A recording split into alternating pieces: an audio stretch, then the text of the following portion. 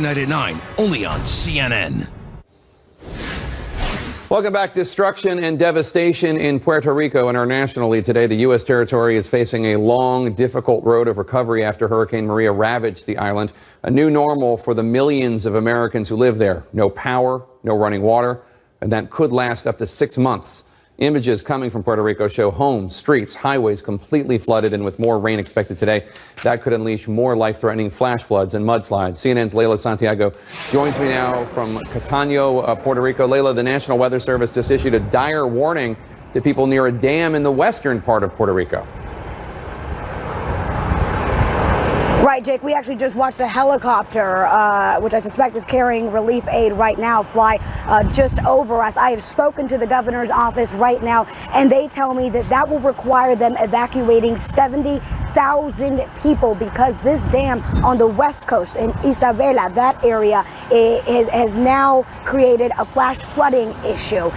That is going to be the big priority when it comes to emergency management. National Guard is there, emergency management there, and the governor now indicating that the Coast Guard is heading that way. And that is only one part of the island. Many parts, like where I am right now in Catano, you see this type of devastation. The roads are flooded. There is debris across major interstates, making it impossible to reach all parts of the island. So the governor saying, admitting that they actually don't have full damage assessment at this hour. And here in Catano, I spoke to one woman. Her name is Luz Marie Colon, and she was telling me that all she's asking for is a roof over her head. She's asking for a bed that is not filled with water and food. She became a little emotional when I asked her what the toughest part was. I want you to listen to our exchange. She needs a roof. That's what she's saying. And a bed that's not filled with water.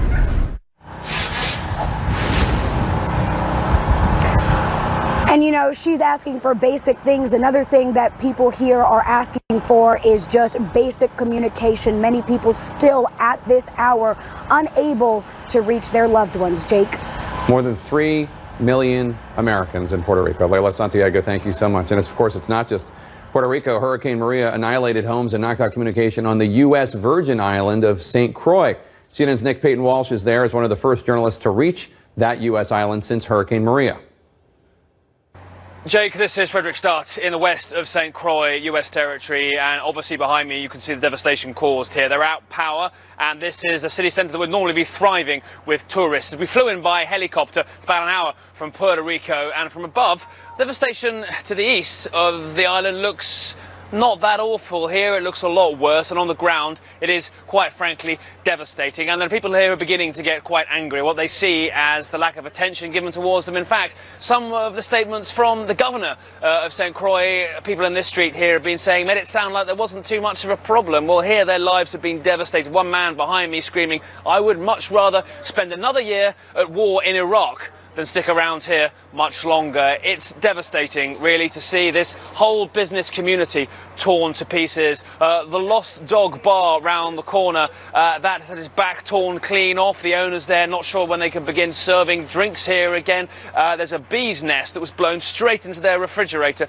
Quite a devastating series of stories we've been hearing here. The relief effort, well, we saw ourselves. It's beginning to slowly get underway. FEMA brought food to a school not so far from where I'm standing, but it ran out very fast. 500 or 600 people formed a huge queue there to get it, and then it ran out. Bit of discontent growing there as well. It may soon be alleviated because we just saw recently an enormous C-17 cargo plane landing at the airfield here, but still this a U.S. territory without power, potentially for months now, its life utterly transformed by Hurricane Maria, also battered by Irma too, and a sense, I think, of anger growing here that they feel their lives are transformed and they need so much more help than they feel is coming their way. Jake?